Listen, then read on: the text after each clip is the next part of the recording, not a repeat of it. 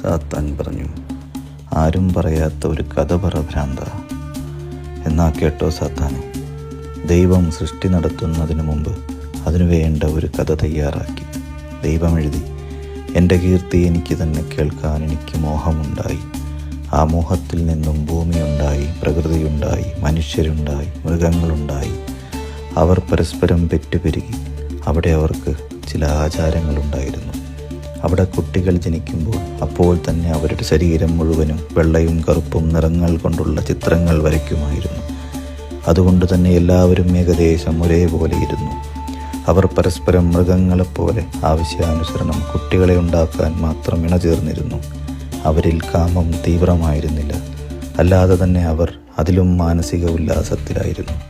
മൃഗങ്ങളും മനുഷ്യരുമെല്ലാം സസ്യഭുക്കുകളായിരുന്നു. അവർക്ക് കൃഷി ചെയ്യാതെ തന്നെ ധാരാളം ഭക്ഷണം പ്രകൃതി കൊടുത്തിരുന്നു. അങ്ങനെ അവർ വളരെ സന്തോഷമായി ജീവിച്ചു. സാത്താൻ ചോദിച്ചു, എന്നിട്ടെന്താ അങ്ങനെ അവർ ജീവിച്ചു? സാത്താൻ പറഞ്ഞു, എന്തൊരു ബോറൻ കഥ. ഞാൻ പറഞ്ഞു, അത് തന്നെയാണ് ദൈവം സ്വയം പറഞ്ഞത്. അപ്പോൾ തന്നെ ആ കഥ കീറിക്കളഞ്ഞു. സാത്താൻ പറഞ്ഞു, അത് നന്നായി. എന്നിട്ടടുത്ത കഥ എഴുതി. അത് നിന്നെ വച്ചിട്ടാ സാത്താനെ തുടങ്ങിയത്. ബാക്കി ഞാൻ പറയണോ? സാത്താൻ പൊട്ടിച്ചിരിച്ചു. വേണ്ട, ഇപ്പൊ കളറായി.